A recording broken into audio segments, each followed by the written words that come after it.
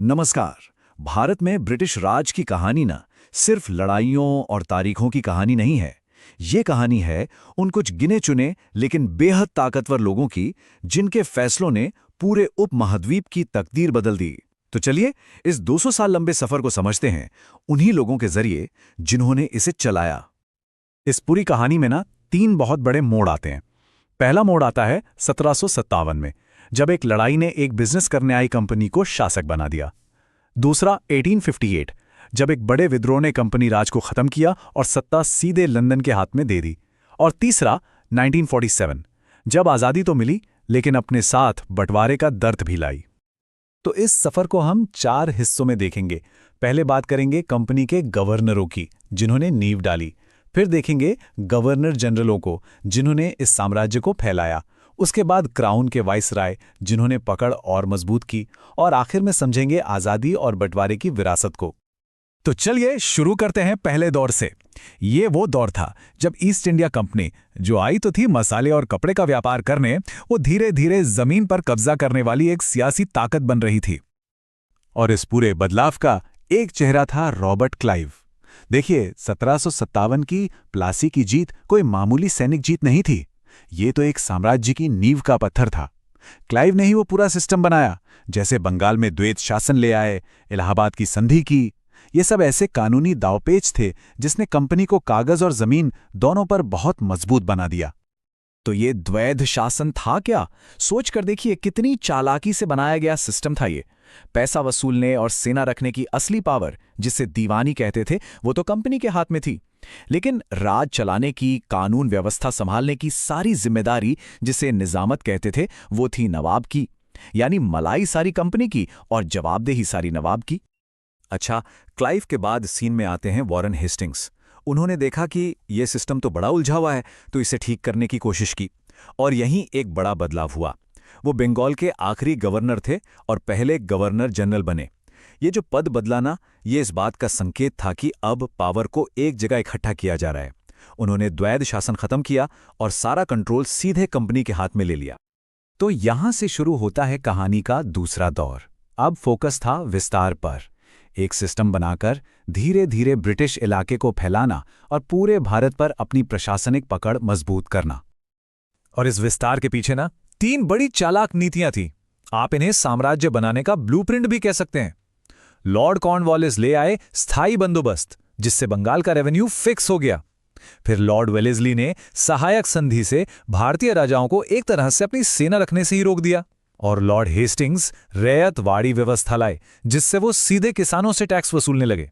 ये तीनों मिलकर एक ऐसा फौलादी जाल बुन रही थीं, जिससे बच पाना मुश्किल था। अब इसी दौर में एक अलग तरह के गवर्नर जनरल भी आए, लॉर्ड विलियम बेंटिंग। उनका फोकस समाज सुधार पर ज्यादा था, जैसे सती प्रथा को खत्म करना। लेकिन उनके इन अच्छे कामों के साथ एक बहुत बड़ा प्रशासनिक दांव भी चला गया। 1833 में वो सिर्फ बंगाल के नहीं, बल्कि पूरे भारत के पहले गवर्नर जनरल बना दिए गए। ये एक साफ इशारा था कि अब पूरी सत्ता एक ही जगह से चलेगी। बेंटिंग के ठीक बाद एक छोटा सा लेकिन बड़ा दिलचस्प दौर आया, लॉर्ड मेटकाफ का। उन्हें भारतीय प्रेस का मुक्तिदाता भी कहते हैं। क्यों? क्योंकि उन्होंने प्रेस पर लगी पाबंदियों को हटा दिया था। ये उस दौर की कंट्रोल वाली पॉलिटिक्स से थोड़ा हटकर था। लेकिन ये शांति ज्यादा दिन नहीं चली। फिर आए लॉर्ड डलहौजी, जिनकी साम्राज्य फैलाने की भूख शायद सबसे ज्यादा थी। उनका सबसे बड़ा हथियार था व्यापकत का सिद्धांत, या डॉक्ट्रिन ऑफ लैप्स। सीधी सी पॉलिसी थी, जिस राजा का अपना कोई वारिस नहीं, उसका राजपाट सीधे कंपनी का हो जाएगा। और फिर तो लाइन लग गई। एक के बाद एक रियासतें इसमें फंसती चली गईं। सतारा, जैतपुर, संबलपुर, झांसी, नागपुर, ये लिस्ट लंबी है। पर डलहौजी सिर्फ नीतियों से ही राज नहीं हड़प रहे थे, वो टेक्नोलॉजी का भी भरपूर इस्तेमाल कर रहे थे। 1853 में जब बॉम्बे और ठाणे के बीच भारत की पहली ट्रेन चली, तो ये सिर्फ एक तरक्की का निशान नहीं था। असल में ये लोहे की पटरियां तो ब्रिटिश साम्राज्य की नसें थीं। इन्हीं के जरिए सेना को विद्रोह कुचलने के लिए तेजी से भेजा जा सकता था, और इन्हीं के जरिए भारत का कच्चा माल बंदरगाहों तक खींचा जा रहा था। मतलब तरक्की तो थी, पर अपने फायदे के लिए, अपनी शर्तों पर। और डलहौजी की इन्हीं नीतियों से जो गुस्सा और असंतोष पनप रहा था, वो 1857 के गदर के रूप में फटा। ये वो भूचाल था जिसने सब कुछ हिलाकर रख दिया। इस विद्रोह के बाद ईस्ट इंडिया कंपनी का खेल खत्म हो गया। भारत का शासन सीधे ब्रिटिश क्राउन यानी महारानी के हाथ में चला गया और इसके साथ ही गवर्नर जनरल का पद भी बदल गया।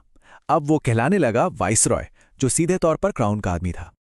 और इस बड़े बदलाव के बीच में खड़े थे लॉर्ड कैनिंग।